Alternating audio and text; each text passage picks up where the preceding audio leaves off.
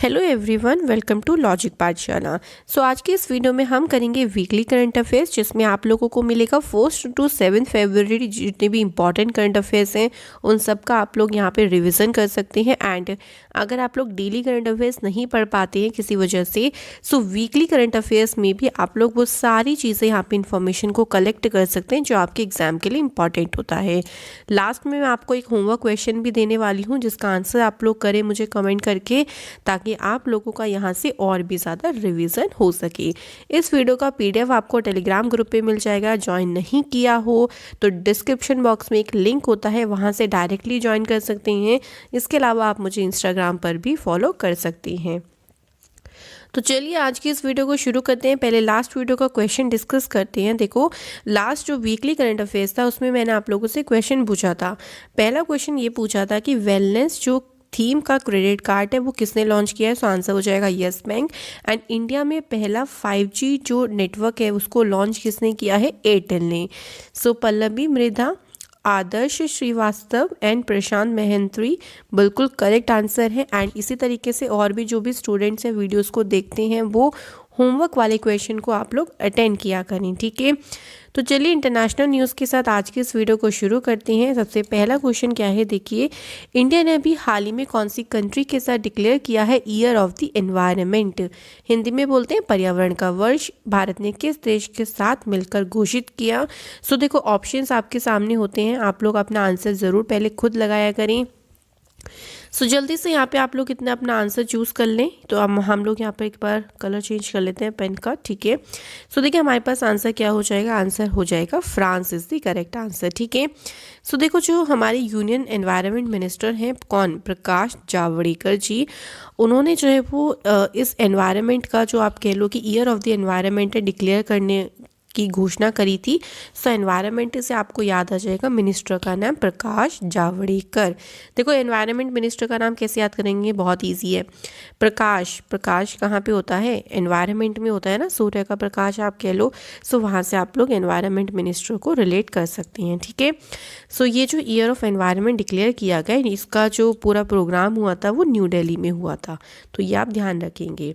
अगले क्वेश्चन पे बढ़ते हैं। सेकेंड क्वेश्चन देखिए क्या है, रिसेंटली कौन सी कंट्री ने अपने यहाँ के बासमती राइस को GI टैग दिया है। सो आंसर करें, यहाँ पे करेक्ट ऑप्शन जो है वो कौन सा हो जाएगा। So answer is Pakistan. So देखो यहाँ पे हुआ क्या था, पाकिस्तान ने उस टाइम पे अपने यहाँ के बासमती राइस को GI टैग दिया जब इंडिया ने यूरोपियन यूनियन में अपने यहाँ के बासमती राइस को GI टैग की मांग करी कि भाई हमारे यहाँ के बासमती राइस को GI टैग मिलना चाहिए। सो पाकिस्तान ने क्या किया, उसी टाइम पे अपने यहाँ के बासमती राइस को GI टैग दे दिया। GI टैग का मतलब क्या होता है, जोग्राफिकल इंडिकेटर इसका मतलब होता है, ठीक है। पाकिस्तान से डिस्कस करते हैं। कैपिटल इसकी क्या है, इस्लामाबाद। करेंसी यहाँ पे पाकिस्तानी रुपी चलती है। प्राइम मिनिस्टर का नेम क्या है, इमरान खान। एंड यहाँ के प्रेसिडेंट का नेम है आरिफ अलवी, यहाँ के प्रेसिडेंट है, ठीक है। तो ये बेसिक से इन्फॉर्मेशन है जो आप लोगों को हर क्वेश्चन से आनी चाहिए। नेक्स्ट है, इंडिया की वो ऐसी कौन सी नेबरिंग कंट्री है जिसने अपने यहाँ पे मिलिट्री रूल को, मतलब अपने यहाँ पे इमरजेंसी को डिक्लेयर कर दिया है under the military rule. So the answer is Myanmar is the correct answer. So Myanmar में ये जो डिसीजन लिया गया है ये इमरजेंसी का, इसमें क्या होगा, देखो 1 साल के लिए वहाँ पे जो मिलिट्री है वो पूरा कंट्रोल अपने हाथ में रखेगी, ठीक है। तो आंसर आपको ध्यान रखना है, Myanmar is the correct answer. Next question पे बढ़ते हैं। अभी रिसेंटली ये अरुण हाइड्रो प्रोजेक्ट आपने न्यूज़ में सुना होगा। इस प्रोजेक्ट का निर्माण कौन सी कंट्री कर रही है। So the answer is Nepal, ठीक है। नेपाल तो कर रही है, बट नेपाल ने जो ये प्रोजेक्ट है ना, इंडिया की एक कंपनी है जिसका नेम है Sutlej hydro power corporation limited of India, इसको दिया है। इसके तहत इस प्रोजेक्ट का निर्माण किसके द्वारा, नेपाल के द्वारा कराया जा रहा है। इसकी जो कैपेसिटी की बात करें तो लगभग कैपेसिटी जो है वो मीज़र करी जाएगी 679 मेगावाट की एस्टिमेटेड कैपेसिटी इसकी बताई जा रही है। एक और चीज़ इंपॉर्टेंट है, इंडिया और नेपाल के बीच में एक एक्सरसाइज होती है जो काफ़ी पूछी जाती है और उस एक्सरसाइज का नाम है सूर्य किरण, ठीक है। तो एक्सरसाइज का नाम ध्यान रखें क्योंकि बहुत बार एग्जाम में ये पूछा गया है। आगे बढ़ते हैं नेक्स्ट क्वेश्चन पे। इंडिया की नेबरिंग कंट्री में कौन सी ऐसी नेबरिंग कंट्री है जिसने 4 फरवरी 2021 को अपना 73rd इंडिपेंडेंस डे को सेलिब्रेट किया? सो आंसर क्या हो जाएगा, जल्दी से लगाएं, आंसर हो जाएगा Sri Lanka is the correct answer. तो श्रीलंका को देखो आज़ादी कब मिली थी? श्रीलंका को आज़ादी मिली थी 4 फरवरी 1948 को श्रीलंका आज़ाद हुआ था। और इस बार इन्होंने 73rd नंबर का अपना क्या बनाया, इंडिपेंडेंस डे बनाया, ध्यान रखेंगे। इसके अलावा एक बहुत ही मेन क्वेश्चन जो पूछा जाता है कि पाक स्ट्रेट, आपने सुना होगा, मैं यहाँ पे आप लोगों को इमेज भी शो कर दूंगी। ये पाक स्ट्रेट जो है वो कौन कौन सी कंट्री के बीच में, इंडिया और श्रीलंका के बीच में है। और अगर स्टेट पूछ लिया तो इंडिया का जो तमिलनाडु स्टेट है तमिलनाडु स्टेट और श्रीलंका की का जो एक डिस्ट्रिक्ट है जिसका नेम है जफना डिस्ट्रिक्ट, उसका जो बॉर्डर है और तमिलनाडु है, ये दोनों आपस में वाटर बॉडी जो है वो शेयर करती हैं और इसी को पाक स्ट्रेट बोला जाता है। तो पाकिस्तान मत लगा के आना, आंसर क्या हो जाएगा, Sri Lanka is the correct answer. Sri Lanka की कैपिटल कोलंबो भी है और श्री जयवर्धनेपुरा कोटे, यहाँ पे करेंसी चलती है श्रीलंकाई रुपया, रुपी जिसे हम कहते हैं। और प्राइम मिनिस्टर नेम बहुत बार पूछा जाता है एंड ये बहुत बार प्राइम मिनिस्टर यहाँ के रही हैं, महिंदा राजपक्षे कौन है, प्राइम मिनिस्टर ऑफ श्रीलंका। ठीक है, तो आपका आंसर क्या होगा यहाँ पे, Sri Lanka is the correct answer. बढ़ते हैं अपने अगले क्वेश्चन पे। कंबाइंड मिलिट्री एक्सरसाइज जिसका नेम है युद्ध एक्सरसाइज, रिसेंटली अभी राजस्थान में कंडक्ट हुई थी, इंडिया और कौन सी कंट्री के बीच में? तो आंसर इस क्या हो जाएगा, आंसर इस अमेरिका। तो ये एक्सरसाइज का जो एडिशन हुआ था इस बार 16th एडिशन हुआ था। कहाँ पे कंडक्ट हुई थी, इंपॉर्टेंट क्वेश्चन है। राजस्थान में। किस किस के बीच में हुई थी? ये हुई थी इंडिया और अमेरिका के बीच में। ठीक है, सो दोनों कंट्रीज़ ने अपनी क्या किया है, एक दूसरे के साथ बहुत सारी चीज़ों को शेयर किया है। इसके अलावा जो आजकल टेररिज्म बहुत ज़्यादा बढ़ रहा है उसके लिए भी दोनों कंट्रीज़ ने काफ़ी ज़्यादा काम किया है। सो आपका आंसर हो जाएगा America is the correct answer. आगे बढ़ते हैं, नेक्स्ट क्वेश्चन है, अभी रिसेंटली कौन सी कंट्री ने एक बहुत ही पावरफुल जो रॉकेट है जिसका नेम है जूली जना, इसको लॉन्च किया है? सो आंसर हो जाएगा ईरान। ईरान के द्वारा ही इस पावरफुल रॉकेट को लॉन्च किया गया है। अगर हम इस पावरफुल रॉकेट की बात करें तो लगभग ही 84 फुट का जो है वो इसकी ऊंचाई है, इतना फुट लंबा। इसमें 3 स्टेज वाला रॉकेट लगा है। वैसे इतना आप लोगों से नहीं पूछेंगे, सिर्फ पूछेंगे पावरफुल रॉकेट किसका है। तो आपका आंसर क्या हो जाएगा, तुरंत ही Iran is the correct answer. Iran से थोड़ा सा डिस्कस करते हैं। ईरान की कैपिटल क्या है? ईरान की कैपिटल तेहरान। ईरान में करेंसी चलती है ईरानियन रियाल। ठीक है, और हसन रूहानी ईरान के क्या हैं, प्रेसिडेंट है। आगे बढ़ते हैं, नेशनल न्यूज़ के साथ शुरू करते हैं कुछ इंपॉर्टेंट न्यूज़। सबसे पहली न्यूज़ देखिए, कौन सी स्टेट हमारी ऐसी है जहां पर ई कैबिनेट को शुरू किया गया है, और ये पहली स्टेट होगी जो ई कैबिनेट को शुरू करेगी। सो इसे शुरू किया गया है कहाँ पर, उत्तराखंड में।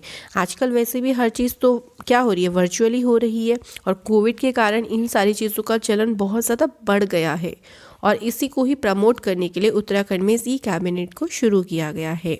ठीक है, उत्तराखंड से एक मेन इंपॉर्टेंट क्वेश्चन जो मैंने आपको डिस्कस किया था, आप लोगों को एक नाम बहुत ही ज़्यादा आजकल सुनने में भी आया होगा कुछ टाइम पहले, नाम है सृष्टि गोस्वामी। ठीक है, याद आया कुछ?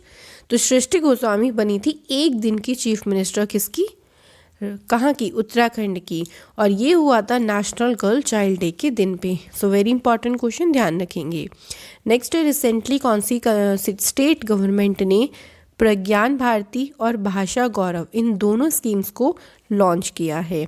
सो ये लॉन्च किया गया है किसके द्वारा, बाय द असम गवर्नमेंट के द्वारा। अगर हम थोड़ी से इनके बारे में बात करें तो प्रज्ञान भारती के तहत क्या होगा, जो कॉलेज के स्टूडेंट्स हैं उनको यहाँ पर टेक्स्ट बुक खरीदने के लिए फंड दिया जाएगा, मतलब राशि दी जाएगी, कुछ धनराशि।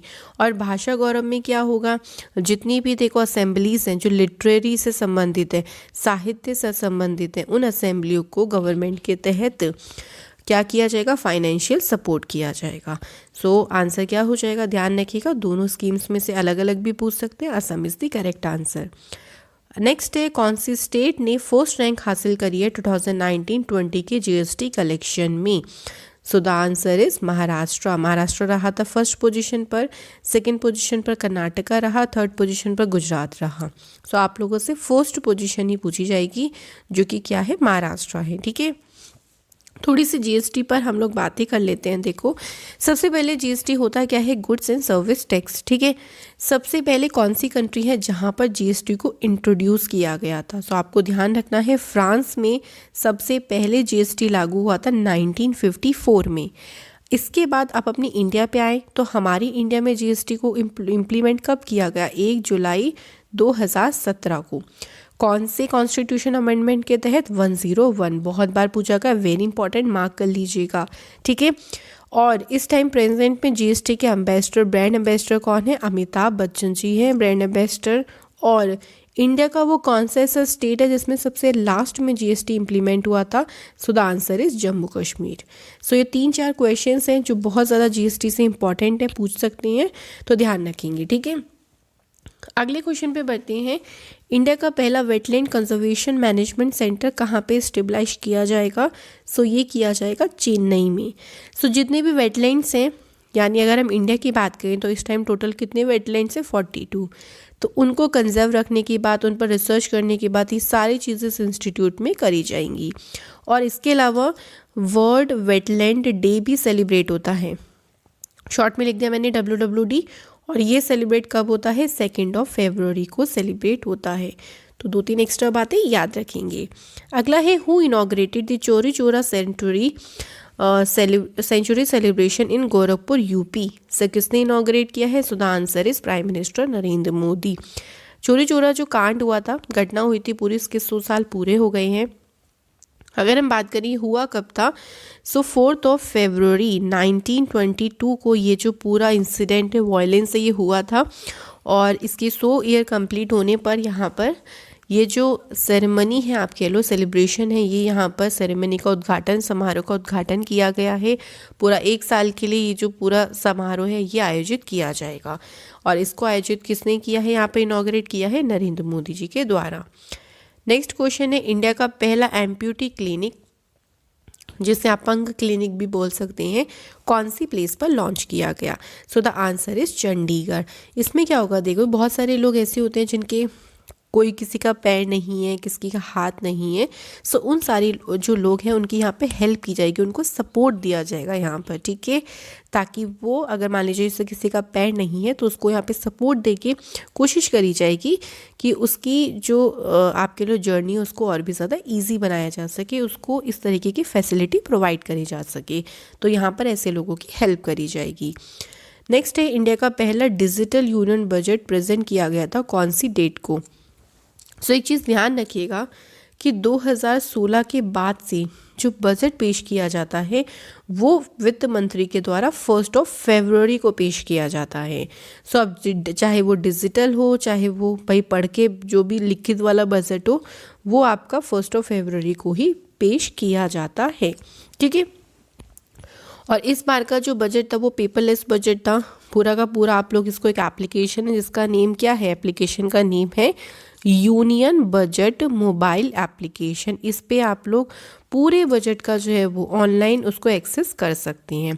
तो आप लोग भी ये देख सकते हैं करके। ठीक है, बजट से भी चलो कुछ क्वेश्चंस यहाँ पे उठा लेते हैं। अगर हम बात करें हमारी इंडिया में जो पहला बजट पेश किया गया था, जब हमारा इंडिया आज़ाद नहीं हुआ था, उस टाइम पे 18 फरवरी 1860 को किसके द्वारा? जेम्स विल्सन के द्वारा जो बजट है वो पेश किया गया था। ये तो हो गई बात मतलब बिफोर इंडिपेंडेंस। उसके बाद जब भी इंडिया आज़ाद हो गया तो पहला बजट पेश किया गया था 26 नवंबर 1947 को, और ये करा किसने था? R.K. षणमुखम चेट्टी।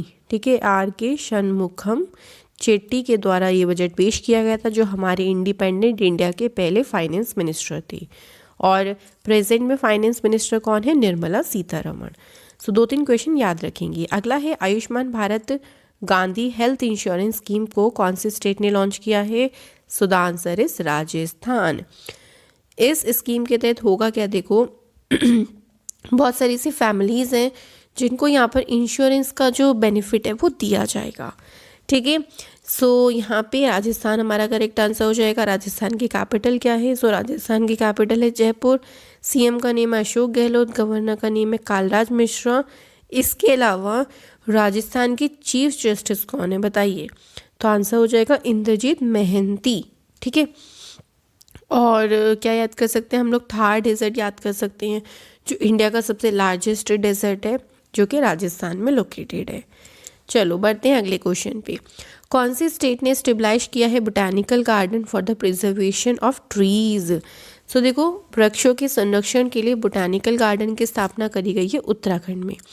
जितने भी शिवालिक रेंज के जो बहुत सारी स्पीशीज़ हैं, लगभग 210 स्पीशीज़ को जो शिवालिक रेंज में पाई जाती है हिमालय की, उनको यहाँ पर इस बोटैनिकल गार्डन में क्या किया जाएगा? प्रिजर्व किया जाएगा। एक और इसका मेन उद्देश्य है, देखो ऐसा करने का मेन पर्पस क्या है कि जो लोग हैं वो इस बोटैनिकल गार्डन को देखने के लिए आएंगे, तो एक तरीके से उनके अंदर जो एनवायरनमेंट है उसके प्रति लगाव होगा। जब उसके प्रति लगाव होगा तो वो उसको प्रिजर्व करने की बात खुद से करेंगे। सभी लोग यहाँ पर एनवायरनमेंट की संरक्षण की बात करेंगे, जिसकी वजह से हम एनवायरनमेंट को प्रोटेक्ट कर सकते हैं। पूरा जो है वो ये इसका मेन पर्पस है शुरू करने का। ठीक है। नेक्स्ट है, कौन सी स्टेट गवर्नमेंट ने हर घर पानी हर घर सैनिटेशन स्कीम को स्टार्ट किया है?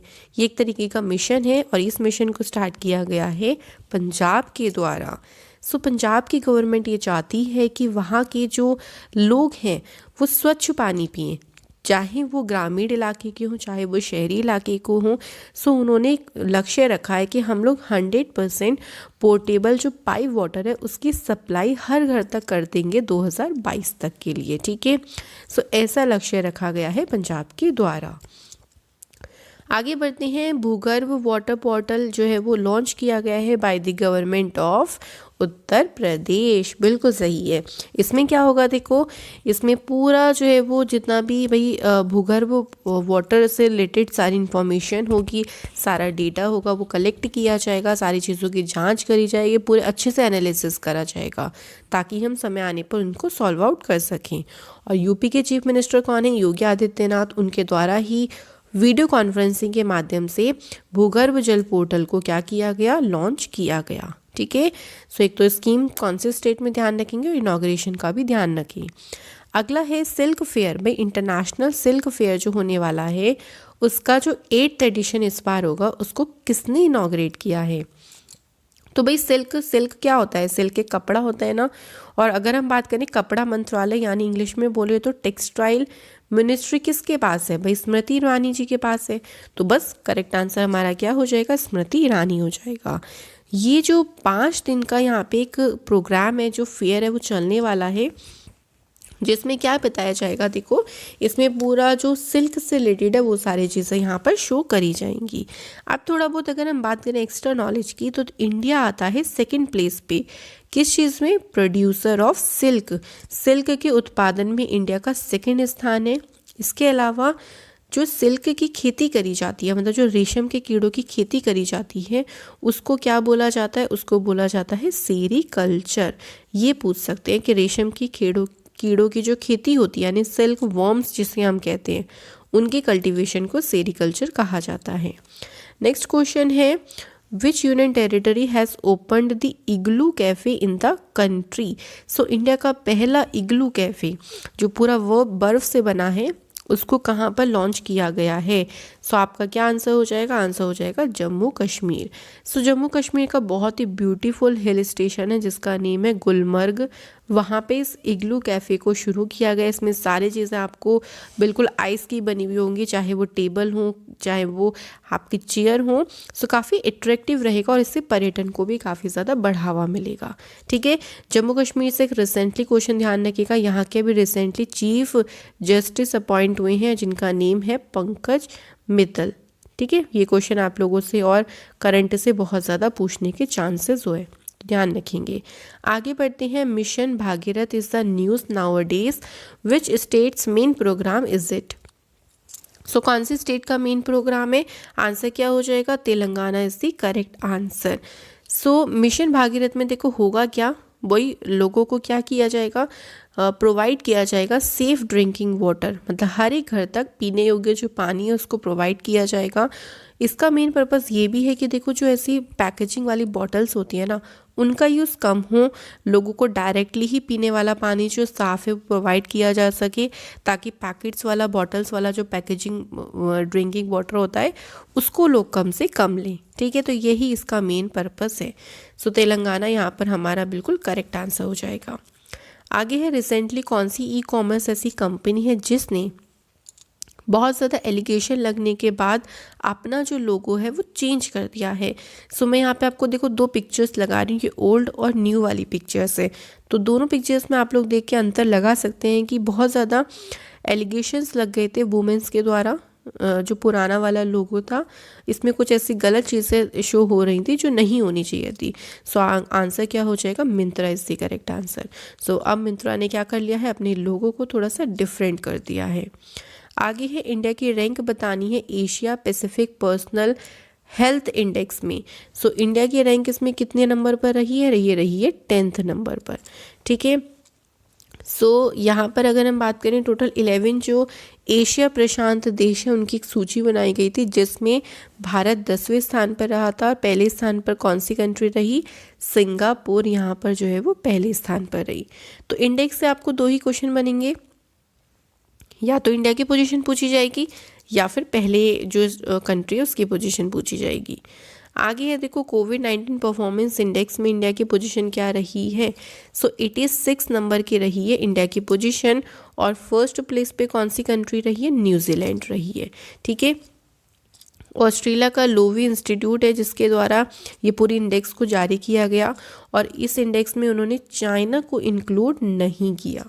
ठीक है, तो एक क्वेश्चन एक्स्ट्रा बन सकता है कि कोविड-19 परफॉर्मेंस इंडेक्स में कौन सी कंट्री को इंक्लूड नहीं किया गया। So the answer is China. Next है, recently Swaminathan, Janaki Raman and Ashwini Kumar Tiwari became the MDs of which bank.